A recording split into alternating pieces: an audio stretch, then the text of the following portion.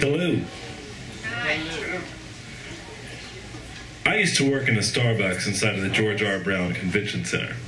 This was a licensed store, which means a few things for those of us who worked there.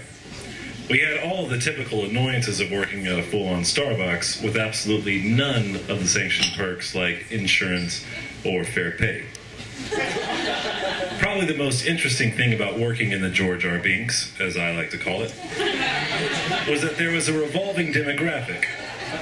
Every week, or sometimes several times weekly, a large number of people with one or more very specific things in common would convene and descend upon my coffee dispensary.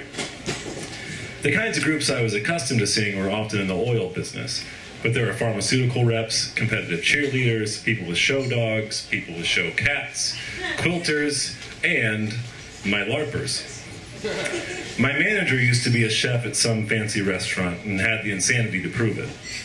Rita had many strengths and skills, but clear communication was definitely not one of them. You see, Rita would have the event schedule for the month or week, which usually included what type of event and how many people were expected or whatever, so that she knew how many people to staff and how much business we could anticipate. For the most part, her predictions and projections were close, and usually when she was off, she had anticipated more than we got. Not really a bad state of ready to be in for food service.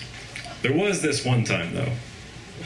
It was a slow or typical eventless Friday at the George R. Brown, and the license to Aramark Starbucks store was spotless. Every condiment holder was full and tidy, no liquids were spilled and then dried anywhere, napkins aplenty, the floors were clean. I helped a cute spazzy girl who was wearing jeans and a sweatshirt. She barely looked at me and, said maybe 3 words. Rita had just finished telling us that it would be a light weekend, and there's only one thing in the building. It's hardly any people. I don't know. Some cartoon thing or something. There were no customers in sight, and I went to the back to get some cups and lids to stock. When I came back out, there was a young man holding a sword that was about 6 feet long and about a foot wide. He was dressed like an idiot, but I couldn't tell you what he was wearing. He came and went soon enough, and a few of us had a laugh about it. We saw another person in some silly costume, and I realized that this was an anime convention. The spazzy girl re-entered, only this time she was dressed like a slutty Japanese schoolgirl. Pigtails, tiny skirt, cleavage, and a whole lot of confidence. She looked up and talked to people. Rita was having the heartiest laugh of all of us about these nerds as they streamed into the convention center. She kept repeating her own jingle as they streamed in, I just repeated. She kept repeating her own jingle in a cadence that was not unlike Rob Schneider's Copyman character. Taking the train to Nerdville, never gonna get laid. A slow and clean Friday soon turned into the opposite in the most Starbucks of all ways. A bunch of indoor kids came in and ordered 1,000 different frappuccinos. We made some adjustments to how much staff we'd have the next day based on the traffic that afternoon, and when we arrived to open before 6 a.m. that Saturday, the convention center was already full of anime geeks, dressed like anime geeks, sitting around on the floor in clusters hither and thither.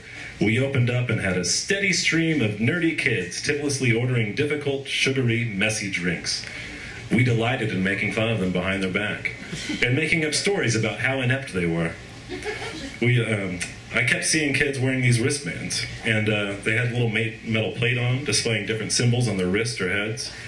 One girl in line kept trying to get the attention of a boy ahead of her. When she finally did, she pointed the little snail on her forehead and coyly said, "You're in my village."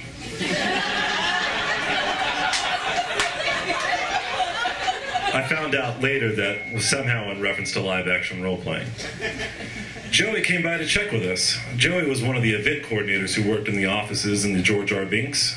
He told us there had been some problems with this group already, and he wasn't sure I was going to make it to Sunday night. One reason they were problematic was that, unlike the conventional convention-goer, these anime geeks didn't get hotel rooms because the George R. Brown didn't close for the night during their event. So almost all of them just camped in the hallways, stairwells, and empty rooms. The general vagrancy wasn't as big of an issue as it was that the cleaning and the convention center staff kept picking up drug baggies all over the place, and several costume freaks had been busted having sex in various places throughout the building, namely rooms that were reserved for live-action role-playing. Okay, well that changed things. So Rita's Nerdville jingle had to be redrafted. And we not only realized, but understood that these geeky introverts came here to fit in and not be judged. They were all having a blast, meeting up with people they had likely only heard through an earpiece on Xbox or seen on Second Life as a ripped fox with a huge dick. But here, they all were in their element. IRL. In real life. I shifted perspective on them, not just because I learned that they were drug-addled fucking machines, but because I started to appreciate the sense of community they had. And furthermore, some of them had awesome costumes. One guy wore a robe like a wizard and a long white wig, and pressed on nails that had to be 2.5 inches long on his fingers. And toes. There was a guy in a really awesome giant ogre costume. I kept noticing this one group of about 6 to 8 LARPers who walked everywhere with a presence.